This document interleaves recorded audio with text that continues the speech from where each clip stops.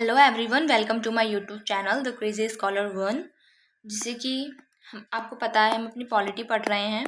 हमने पॉलिटी में काफ़ी सारे टॉपिक्स कंप्लीट कर लिए। आज का हमारा टॉपिक है power functions and the responsibility of the president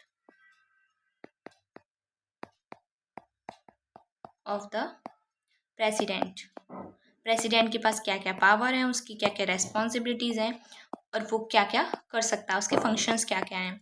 सबसे पहले हम बात करते हैं उसकी पावर्स के बारे में। तो पहली पावर एग्जीक्यूटिव पावर की अगर हम बात करें, हमने वैसे सब कुछ पढ़ लिया है बट इसको थोड़ा सा कंपाइल करके हम पढ़ लेते हैं। एग्जीक्यूटिव पावर में क्या है? प्रेसिडेंट एग्जीक्यूटिव हेड है, executive head of the state. सारे जो डिसीजंस लिए जाते हैं वो सब प्रेसिडेंट के नाम पर ही लिए जाते हैं। President of India is the head of the state.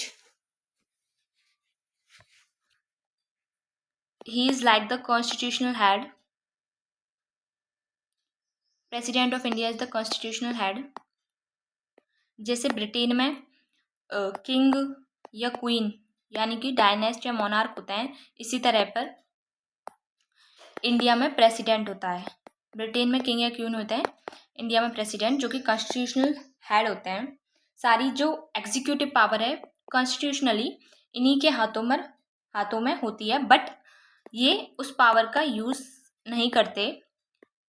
ये जो एक्चुअल पावर है वो एक्सरसाइज होती है by the union council of ministers और द कैबिनेट। ठीक है,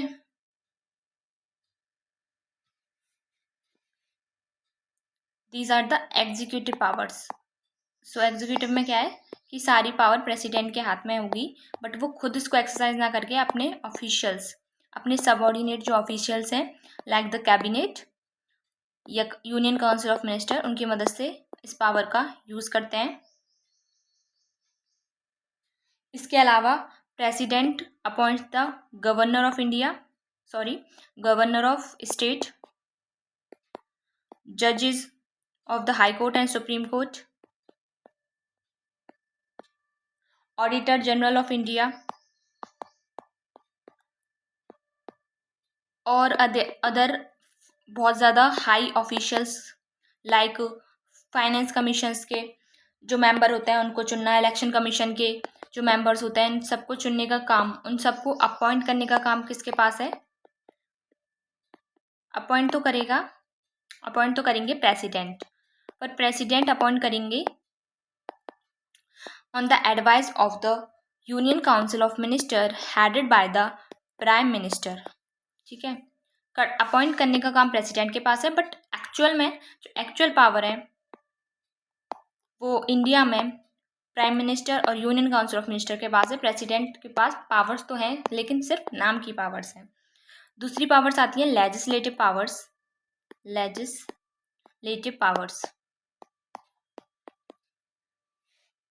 लेजिस्लेटिव पावर में सबसे पहले तो लेजिस्लेचर में आता कौन कौन है, तो हमने पहले भी पढ़ लिया है कि लेजिस्लेचर में प्रेसिडेंट प्लस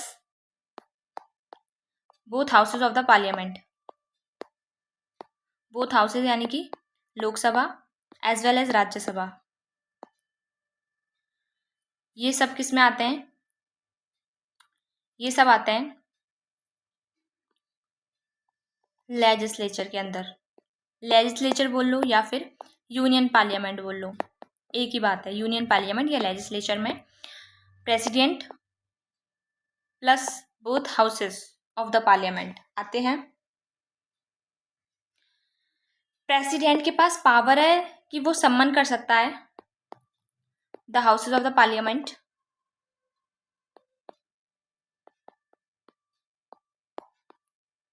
सेपरेटली और जॉइंटली, यानी कि वो पार्लियामेंट को, लोकसभा और राज्यसभा को साथ बुला सकता है या फिर राज्यसभा को या फिर लोकसभा को अकेले अकेले भी बुला सकता है। ये इसके पास प्रेसिडेंट के पास पावर है। अगर पीएम एडवाइस करें तो वो लोकसभा को डिसॉल्व कर भी सकता है। डिसॉल्व करने की पावर भी किसके पास है? प्रेसिडेंट के पास है on the advice of the PM. After the general elections, first session जो होता है, इलेक्शंस के बाद जो पहला सेशन होता है लोकसभा का, तो वो प्रेसिडेंट क्या कर सकता है, इसको एड्रेस कर सकता है।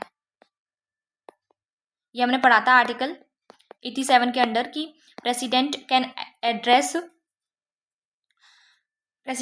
एड्रेस आइदर और both houses of the parliament in such address at the first session after the general election to the Lok Sabha and at the beginning of the joint session of the parliament each year। ये हमने पढ़ लिया था कि joint session में बुला सकता है, वो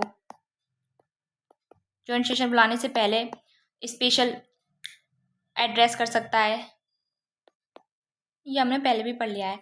इसके अलावा एक इम्पॉर्टेंट आर्टिकल है, दैट इज आर्टिकल 86 का क्लॉज 2, जो कि आज तक इंडिया में कभी भी यूज़ नहीं हुआ। ये बोलता है कि president can send messages to either house और बोथ ऑफ द हाउस। वो क्या कर सकता है, वो मैसेज सेंड कर सकता है या तो लोकसभा को या राज्यसभा को या फिर दोनों को, सेपरेटली भी और कंबाइंडली भी भेज सकता है। लेकिन ये कब भेज सकता है, जब सीरियस डिसएग्रीमेंट हो with the council of ministers. Council of minister के साथ अगर सीरियस डिसएग्रीमेंट है प्रेसिडेंट का, तो ही प्रेसिडेंट मैसेज सेंड कर सकता है। बट इंडिया में आज तक कभी भी 86 का क्लॉज 2 यूज़ नहीं हुआ, यानी कि प्रेसिडेंट ने कभी भी मैसेज नहीं भेजा, यानी कि कोई भी सीरियस डिसएग्रीमेंट नहीं हुआ है। इसके अलावा प्रेसिडेंट के पास पावर है नॉमिनेशन की, नॉमिनेट्स करता है वो, ठीक है। ये सारी पावर कौन सी पावर हो गई, लेजिस्लेटिव पावर। इसके अलावा कौन कौन सी हैं, इसके अलावा लेजिस्लेटिव पावर में यह आ सकता है कि बिल को एसेंट देने का काम भी कौन करता है, प्रेसिडेंट करता है। और एसेंट बनेगा, प्रेसिडेंट अगर एसेंट देंगे देन ही वो लॉ या एक्ट बनेगा, अदरवाइज वो बिल का बिल ही रह जाएगा। This is written in article 111 of the Indian constitution. Article 111 में उसके एसेंट के बारे में लिख रहा है, किस तरह से वो एसेंट दे सकता है। 3 कंडीशंस होंगी। पहली कंडीशन तो हो गई, पहले हाउस ने पास किया, फिर दूसरे हाउस ने पास किया, कोई सा भी हाउस हो सकता है, या तो लोकसभा हो सकता है या फिर राज्यसभा हो सकता है। जैसे ही पहले हाउस ने पास किया, उसके बाद दूसरे हाउस में जाएगा, लोकसभा हो सकता है, ये राज्यसभा हो सकता है।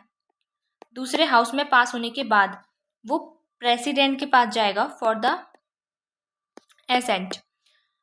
प्रेसिडेंट के पास ऑप्शंस हैं, या तो वो उसको एसेंट दे सकता है या फिर विदहोल्ड कर सकता है। क्या कर सकता है, विदहोल्ड कर सकता है।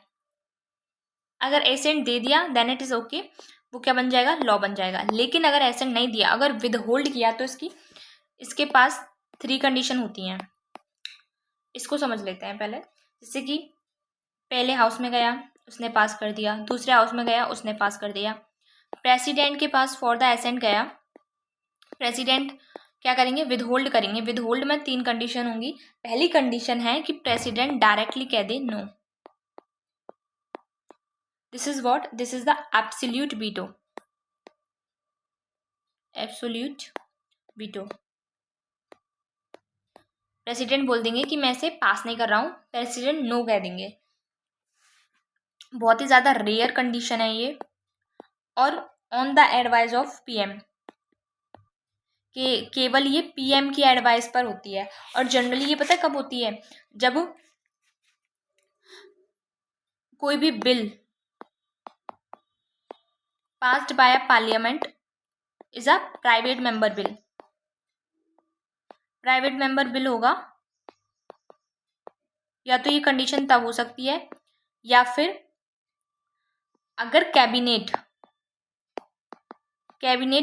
रिजाइन दे दे, यानी कि कैबिनेट ने रिजाइन दे दिया, प्रेसिडेंट ने अभी तक उस पर साइन नहीं किए थे, प्रेसिडेंट ने एसेंट नहीं दिया और कैबिनेट ने रिजाइन दे दिया, तो पीएम क्या करेंगे, पीएम प्रेसिडेंट को एडवाइस देंगे कि आप क्या कीजिए, इस बिल के लिए एब्सोल्यूट वीटो यूज कीजिए एंड इस बिल को कैंसल कर दीजिए। तो प्रेसिडेंट अपनी एसेंट नहीं देंगे to the bill passed by the old cabinet, क्योंकि किसने पास किया था? वो ओल्ड कैबिनेट ने पास किया था। आई होप दिस इज क्लियर। इसको 1954 में राजेंद्र प्रसाद ने भी यूज़ किया है, 1991 में आर वेंकटरमन ने भी किया है। ठीक है, याद रख लेना। डॉक्टर राजेंद्र प्रसाद ने 1954 में एब्सोल्यूट वीटो का यूज़ किया है, 1991 में आर वेंकटरमन ने भी एब्सोल्यूट वीटो का यूज़ किया है। याद रखना आर्टिकल 111 जो हम प्रेसिडेंट के एसेंट की बात कर रहे हैं, इसमें हम मनी बिल को नहीं लेते, ना ही हम कॉन्स्टिट्यूशन अमेंडमेंट बिल को लेते हैं। ये दोनों बिल को प्रेसिडेंट के एसेंट की ज़रूरत तो है, बट प्रेसिडेंट के पास ये कोई पावर्स नहीं है कि वो इन बिल को स्टॉप कर सके। वो कोई भी अपनी वीटो यूज़ नहीं कर सकता। After the 24th constitutional amendment act 1971, constitution amendment bill में वो अपनी वीटो यूज़ नहीं कर सकता after the 24th constitutional amendment act 1971। उससे पहले वो अपनी वीटो यूज़ कर सकता था। ठीक है, दूसरी कंडीशन क्या हो जाती है? दूसरी कंडीशन हो जाती है हाउस नंबर 1 से पास हुआ, हाउस नंबर 2 से पास हुआ, प्रेसिडेंट के पास गया फॉर द एसेंट, पर प्रेसिडेंट ने क्या किया? President returns the bill for the reconsideration of the parliament. किस लिए भेज दिया प्रेसिडेंट ने? रिकंसिडरेशन की, दोबारा उसको देखो। लेकिन अब पार्लियामेंट के पास गया, पार्लियामेंट ने इसको देखा, पार्लियामेंट को लगा कि चेंज करने की ज़रूरत है तो वो चेंज करके दोबारा भेज देंगे। लेकिन अगर पार्लियामेंट को लग रहा है कि इसमें कोई भी चेंज करने की ज़रूरत नहीं है, नो नीड, और दोबारा से बिल्कुल एज इट इज़ वो प्रेसिडेंट के पास भेज दिया, तो प्रेसिडेंट को उस पर अपना एसेंट देना ही पड़ेगा, अपने साइन करने ही पड़ेंगे। प्रेसिडेंट के पास अब दोबारा पावर नहीं है कि वो दोबारा से रिकंसिडरेशन के लिए उसे भेजे। ये सिर्फ केवल रिकंसिडरेशन का जो काम है सिर्फ एक बार हो सकता है, बार बार नहीं हो सकता। If the parliament again send the bill, यानी कि सेकेंड टाइम अगर भेजेगी तो president is bound to give assent. इसको हम बोलते हैं सस्पेंसिव वीटो। तो हमने 2 वीटो पढ़ ली, एक हो गई एब्सोल्यूट वीटो, दूसरी हो गई सस्पेंसिव वीटो। ठीक है, तीसरी कंडीशन आती है, हाउस नंबर 1 ने पास किया, हाउस नंबर 2 ने पास किया, प्रेसिडेंट के पास गया for the assent, but president ने कुछ नहीं किया उस बिल के साथ, उसको विदहोल्ड कर लिया। उसको बोलते हैं हम पॉकेट वीटो पावर। प्रेसिडेंट कुछ भी नहीं करेंगे, ना ही तो उसको एसेंट देंगे, ना ही उसको रिकंसिडरेशन के लिए दोबारा भेजेंगे, ना ही उसको नो बोलेंगे, मतलब कुछ भी नहीं करेंगे, सिर्फ अपने पास बिल आएगा उसको अपने पास रख लेंगे। This is pocket veto. India में कोई भी टाइम लिमिट नहीं है, प्रेसिडेंट को कोई भी टाइम लिमिट से बाउंड नहीं किया गया है कि आपको एसेंट देना ही पड़ेगा इतने दिनों में, अगर आप नहीं दे सकते तो कुछ और कीजिए, ऐसा कुछ नहीं है। लेकिन जब हम यूएसए की बात करते हैं ना, तो यूएसए में president has to resend the bill within the 10 days,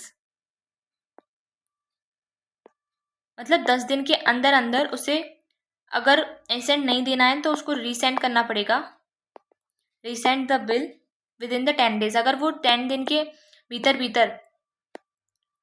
resend नहीं करता है बिल को, देन बिल माना जाएगा कि वो ऑटोमेटिकली पास हो गया है। ठीक है, आई होप दिस इज क्लियर। तो 3 तरह की वीटो हमने पढ़ ली हैं। इसका एक एग्जाम्पल याद रखना, पॉकेट वीटो इंडिया में सिर्फ एक बार ही आज तक यूज़ की गई है। Bill was Indian post office bill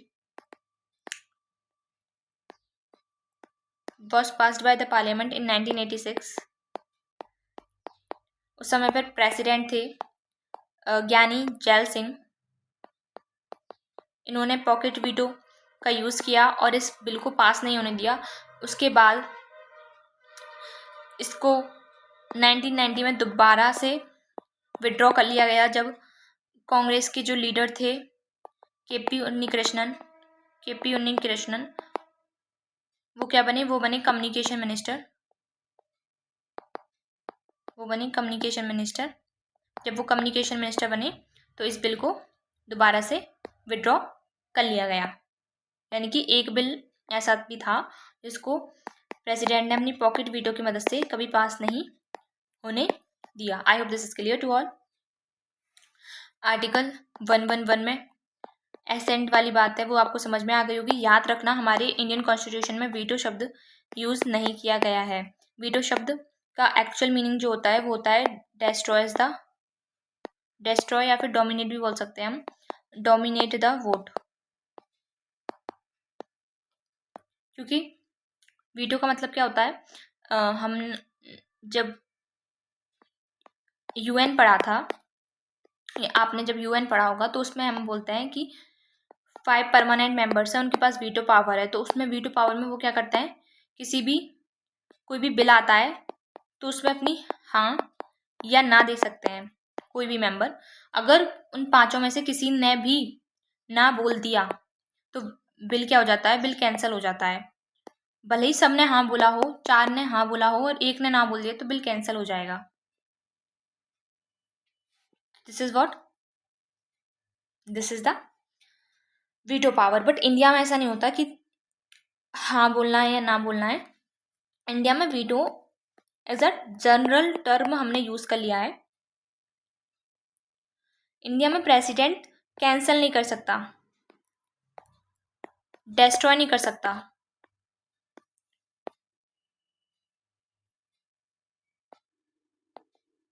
vote को या फिर बिल को डेस्ट्रॉय नहीं कर सकता।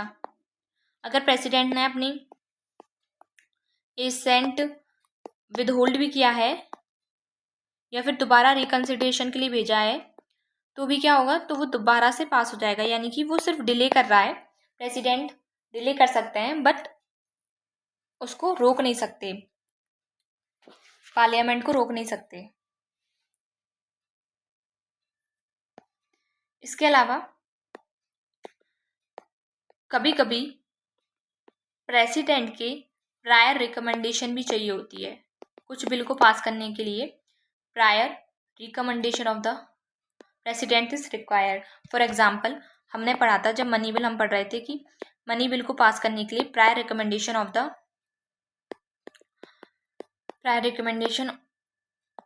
Of the president is required. ठीक है।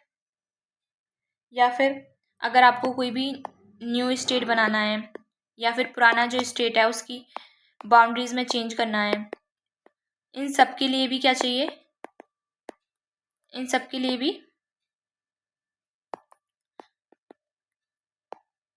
प्रेसिडेंट की प्रायर रिकमेंडेशन की जरूरत होती है। अब नेक्स्ट हमारा टॉपिक आता है that is very very very very important topic, that is the ordinance power.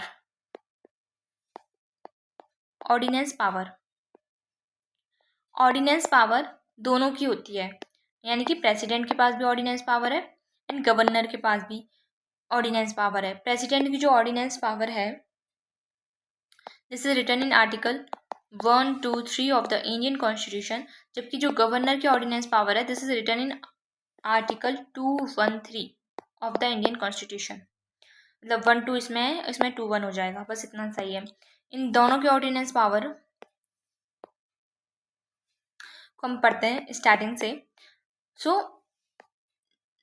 1861 में इंडियन काउंसिल एक्ट आता है, इंडियन काउंसिल एक्ट ऑफ 1861। इस समय इस एक्ट के थ्रू कैनिंग जो था वो ऑर्डिनेंस सिस्टम चालू कर देता है इंडिया में। ऑर्डिनेंस सिस्टम मतलब है कि एग्जीक्यूटिव के पास पावर आ जाती है कि वो कानून बना सकता है जब लेजिस्लेचर एब्सेंट हो, या फिर हम बोल सकते हैं रेसेस में हो। तो ordinance is the executive power when the legislature is absent.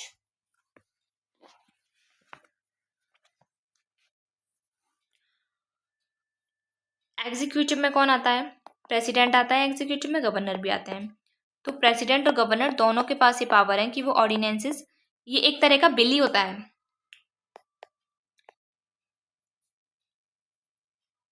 तो प्रेसिडेंट और गवर्नर दोनों के पास पावर है। ऑर्डिनेंस पास करते हैं प्रेसिडेंट पास करते हैं, पास को बोलते हैं प्रोमulgate करते हैं, यानी कि पास करते हैं ऑर्डिनेंसेस को on the advice of the PM और the union council of ministers headed by PM. ठीक है, उनको एडवाइस कौन देता है? प्रेसिडेंट को union council of minister advice देते हैं हेडेड बाय द पीएम। और कब? ड्यूरिंग रेसेस, यानी कि जब लेजिस्लेचर अपने रेसेस में होती है, लेजिस्लेचर जब अपना सेशंस नहीं कर रही होती है, तब ही ऑर्डिनेंसेस बनाए जा सकते हैं, अदरवाइज ऑर्डिनेंसेस नहीं बनाए जा सकते हैं। ऑर्डिनेंसेस भी एक लॉ की तरह हैं, जैसे कि आर्टिकल 13 में, जब हमने आर्टिकल 13 पढ़ा था तो हमने ऑर्डिनेंस वर्ड भी पढ़ा था। तो ऑर्डिनेंस भी सेम एज लॉ, जो अफेक्ट लॉ का होता है वही ऑर्डिनेंस का होता है। मैक्सिमम ड्यूरेशन 6 मंथ की होती है, 6 मंथ प्लस।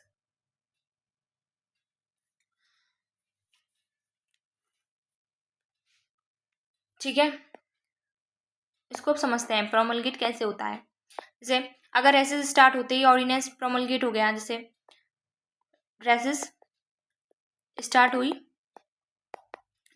हुई और कोई ऐसी इमरजेंसी आ गई कि ऑर्डिनेंस हमें जारी करना पड़ा, तो रेसेस स्टार्ट होती है अगर ऑर्डिनेंस प्रोमलगेट हो गया तो ये मैक्सिमम 6 मंथ के लिए चला जाएगा। क्योंकि हमने पहले भी पढ़ा था कि जो 2 सेशंस हैं उनके बीच जो मैक्सिमम डिफरेंस हो सकता है वो 6 मंथ का हो सकता है। मैक्सिमम गैप जो होता है वो 6 मंथ का हो सकता है, इससे ज़्यादा गैप नहीं हो सकता। तो अगर रेसेस स्टार्ट होने से पहले, रेसेस स्टार्ट होते ही अगर ऑर्डिनेंस पास हो जाता है तो 6 मंथ के लिए मैक्सिमम ऑर्डिनेंस 6 महीने के लिए चल सकता है। पार्लियामेंट में जैसे ही सेशन स्टार्ट होगा, जैसे ही नेक्स्ट सेशन स्टार्ट होगा, उस बिल को इंट्रोड्यूस किया जाएगा। जो भी ऑर्डिनेंस प्रेसिडेंट लेकर आए थे उसको इंट्रोड्यूस किया जाएगा इन द पार्लियामेंट। उसके ऊपर डिबेट होगी, डिस्कशन होगी, देन वोटिंग होगी। अगर पास हो जाता है तो वो कंटिन्यू रहेगा, यानी कि वो ऑर्डिनेंस कैंसिल नहीं होगा। लेकिन अगर पास नहीं होता है तो जो ऑर्डिनेंस है वो लैप्स हो जाएगा। और इसके लिए पार्लियामेंट को 6 वीक्स मिलते हैं। कितने वीक्स मिलते हैं? 6 वीक्स मिलेंगे। तो मैक्सिमम लाइफ अगर हम ऑर्डिनेंस की बोलें तो कितनी हो गई? मैक्सिमम बता रही हूँ मैं, मैक्सिमम 6 महीने। तो वो जब अगर ऑर्डिनेंस रेसेस ख़त्म होते ही ऑर्डिनेंस आ जाएगा, प्लस में ये 6 वीक्स जो लेजिस्लेचर को मिलते हैं टू पास द ऑर्डिनेंस और लैप्स द ऑर्डिनेंस। तो 6 मंथ प्लस 6 वीक्स, ये किसी भी ऑर्डिनेंस की मैक्सिमम लाइफ है। इससे पहले भी हो सकता है पर इससे बाद कभी नहीं हो सकता। ऑर्डिनेंस प्रोमलगेट किया जाता है by the advice of the union council of minister headed by the PM, और पीएम की ही एडवाइस से इस ऑर्डिनेंस को विड्रॉ भी किया जा सकता है। अगर पीएम एडवाइस दे दे तो भी इस ऑर्डिनेंस को विड्रॉ किया जा सकता है। याद रखना, ordinance is not used for the money bill as well as the constitutional amendment bill.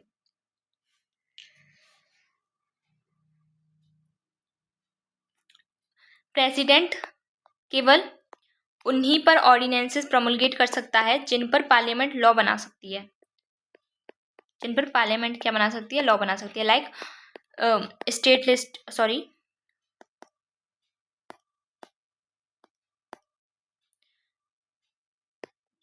Like union list है, उस पर पार्लियामेंट लॉ बना सकती है, तो प्रेसिडेंट भी उस पर ऑर्डिनेंस जारी कर सकता है। कंकरेंट लिस्ट है,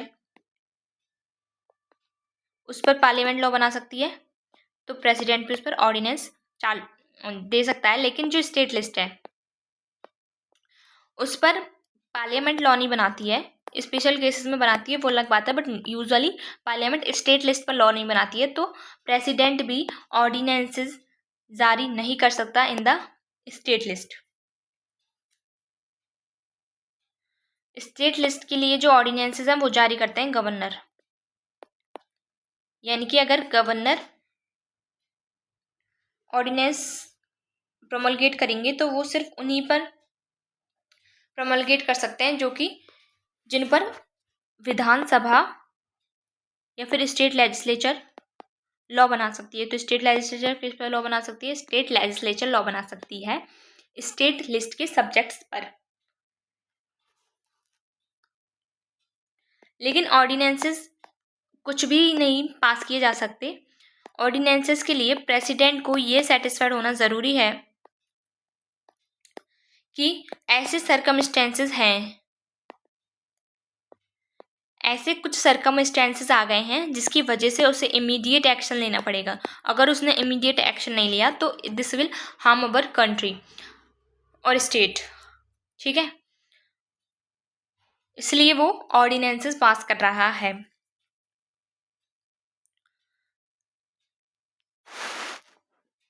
ऑर्डिनेंस में have a retrospective effect, ordinance का रेट्रोस्पेक्टिव इफेक्ट भी हो सकता है। And it can be modify और repeal any act of the parliament और अदर ऑर्डिनेंसेस। ये क्या कर सकता है? मॉडिफाई भी कर सकता है एंड इवन रिपील भी कर सकता है कोई भी पार्लियामेंट की किसी भी एक्ट को या फिर कोई भी अदर ऑर्डिनेंसेस को।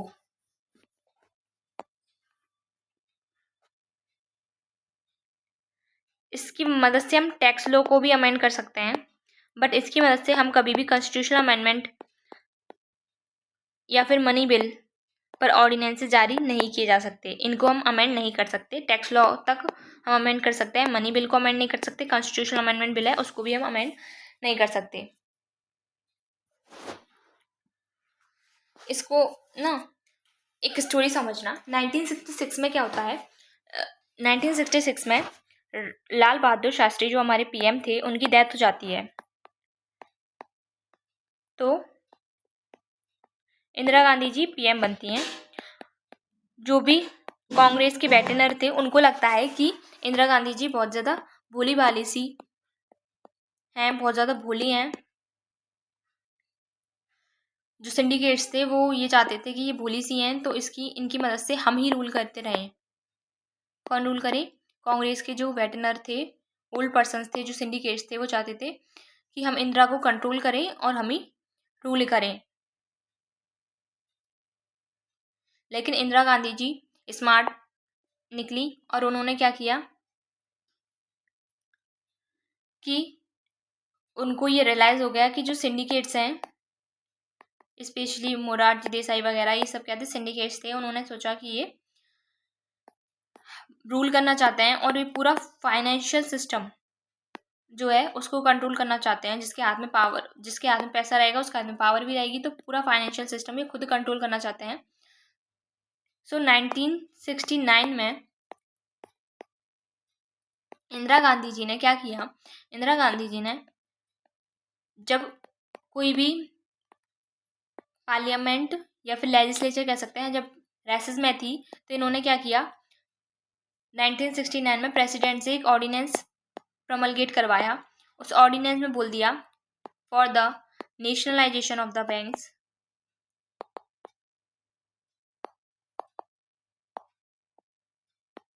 एंड ऐसे उन्होंने जो सिंडिकेट्स थे उनके अरमानों पर पानी फेर दिया after doing the nationalisation of banks, यानी कि वो किसके कंट्रोल में आ गई, गवर्नमेंट के कंट्रोल में आ गई बैंक्स।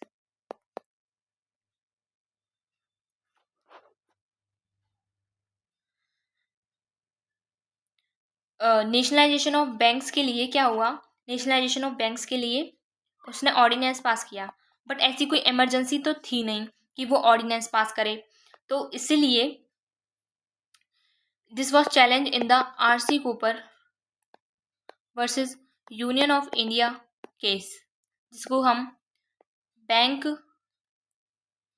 नेशनलाइजेशन केस ऑफ 1970 के नाम से भी जानते हैं।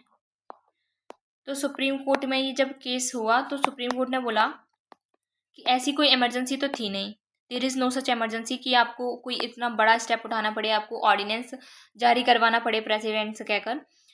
इट वाज स्ट्रक डाउन क्योंकि कोई इमरजेंसी या अर्जेंसी नहीं थी, और ऑर्डिनेंस सुप्रीम कोर्ट ने बोला ऑर्डिनेंस भी जस्टिसिएबल हैं। ऐसा नहीं है कि कोई भी ऑर्डिनेंस जुडिशियल, किसी भी ऑर्डिनेंस का जुडिशियल रिव्यू नहीं हो सकता, ऐसा कुछ नहीं है। हम जुडिशियल रिव्यू कर सकते हैं कोई भी ऑर्डिनेंस, अगर लगता है कि हमें ये गलत तरीके से पास हुआ है तो हम भी क्या कर सकते हैं, उस पर जुडिशियल रिव्यू कर सकते हैं। I hope this is clear to all. हमने आर्टिकल 74 का क्लॉज 2 पढ़ा था। इसमें हमने पढ़ा था कि अगर कोई भी एडवाइस दी जाती है by the union council of ministers, कोई भी एडवाइस दी जाती है by the union council of ministers to the president, president को अगर कोई एडवाइस दी जाती है तो क्या होगा, it can't be for the judicial review.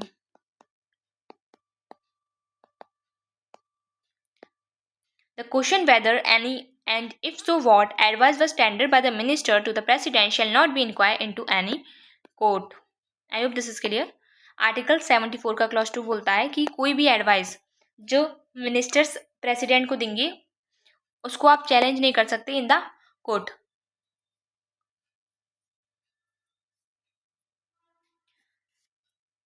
ठीक है, तो यही किसने बोला, यही इंदिरा गांधी जी ने भी बोला था कि आर्टिकल 74 का क्लॉज 2 ये कहता है कि एडवाइस हमेशा सीक्रेट होती है, मैं आपको नहीं बता सकती कि मैंने उनको क्या एडवाइस दी थी। तो कोर्ट क्या बोला, कोर्ट ने कहा कि एडवाइस तो आप, मैं ये नहीं पूछ रहे कि एडवाइस आपने क्या दी थी, हम ये नहीं पूछेंगे कि एडवाइस क्या है, बट हम ये जरूर पूछ सकते हैं कि एडवाइस आपने किस बेसिस पर दी है। एडवाइस देने का जो बेसिस है वो क्या है, आधार क्या है, किस आधार पर आपने ये एडवाइस दे दी।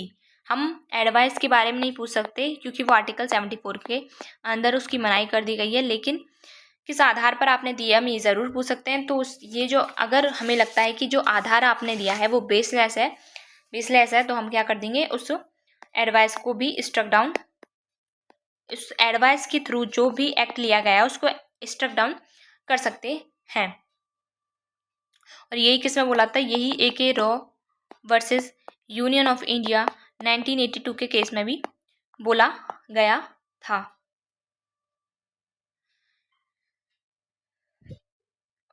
सुप्रीम कोर्ट ने बोला था कि जो ऑर्डिनेंसेस हैं दीज आर जस्टिसिएबल,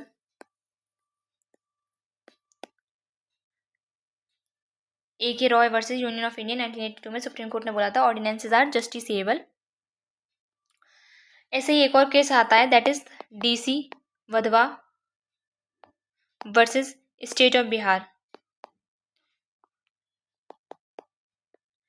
ये आया था क्योंकि जो बिहार गवर्नमेंट थी जब वो रेसेस में होती थी, यानी कि जब लेजिस्लेचर रेसेस पर होती थी तो गवर्नर क्या करते थे, वो प्रोमलगेट करते थे नए नए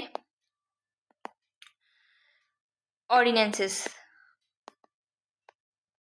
उन्होंने एक ऑर्डिनेंस प्रोमलगेट किया। जैसे ही स्टेट लेजिस्लेचर आई, उसने इस ऑर्डिनेंस को कैंसिल कर दिया। फिर दोबारा से उसी ऑर्डिनेंस को री प्रोमलगेट किया। जैसे ही दोबारा से रेसेस में गई स्टेट लेजिस्लेचर, तो बिहार के जो गवर्नर थे उन्होंने क्या किया, इसको री प्रोमलगेट किया ऑर्डिनेंस को। और ऐसे ही करके एक ही ऑर्डिनेंसेस 14 साल तक रहे, और 14 साल में उन्होंने 256 ऑर्डिनेंसेस पास कर दिए थे। बिटवीन द 1967 एंड 1981, इनके बीच में उन्होंने कितने 256 ऑर्डिनेंसेस पास कर लिए गए। उस समय पर सीजेआई थी पीएन भगवती जी।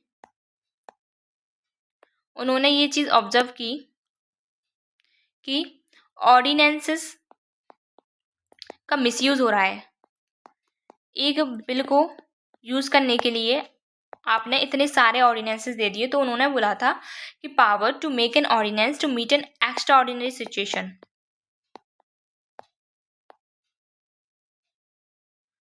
एक्स्ट्रा ऑर्डिनरी अगर कोई सिचुएशन आ जाती है तो आप इसका यूज़ कर सकते हैं, अदरवाइज आपको ऑर्डिनेंस की कोई ज़रूरत नहीं है। ये पॉलिटिकल नीड्स को फुलफिल करने के लिए नहीं है, कोई भी इंडिविजुअल की पॉलिटिकल नीड्स के लिए नहीं है। This is for the extra ordinary situation. क्योंकि ये जो हमारे डेमोक्रेटिक नॉर्म्स हैं, जिसमें हमेशा पावर किसके पास होती है, लेजिस्लेचर के पास होती है, उसके जस्ट अपोजिट है, हमारे डेमोक्रेटिक नॉर्म्स के बिल्कुल अपोजिट है। इसलिए ये सिर्फ एक्स्ट्रा ऑर्डिनरी सिचुएशन में यूज़ किया जा सकता है, हमारी पॉलिटिकल नीड्स को फुलफिल करने के लिए यूज़ नहीं किया जा सकता।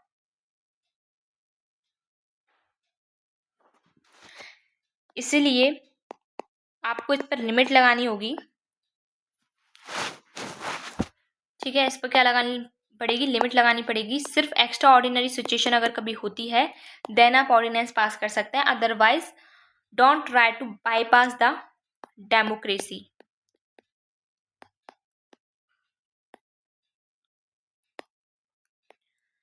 No repromulgate the ordinance. यहाँ पर कोई ऑर्डिनेंस राज नहीं चल रहा है कि आप बार बार सेम ही ऑर्डिनेंस को क्या करें, री प्रोमलगेट करो। तो कोई भी री प्रोमलगेशन नहीं हो सकता ऑर्डिनेंस का। ये कौन सा केस था, DC Wadhwa versus state of Bihar. I hope this is clear to all. आगे हम इसमें नेक्स्ट हमारी जो 2 पावर्स हो चुकी हैं, एग्जीक्यूटिव भी हो सकती है, हो गई है, लेजिस्लेचर भी हो गई है। नेक्स्ट पावर आती है judicial power of the president. तो जुडिशियल पावर को हम अपनी नेक्स्ट वीडियो में पढ़ लेंगे। Thank you so much for watching this video. Video पसंद आया हो तो प्लीज़ इसे लाइक करना। पहली बार आए हो अगर आप चैनल पर तो प्लीज़ चैनल को सब्सक्राइब करना, अपने फ्रेंड्स के साथ शेयर करना। Thank you so much for watching this video.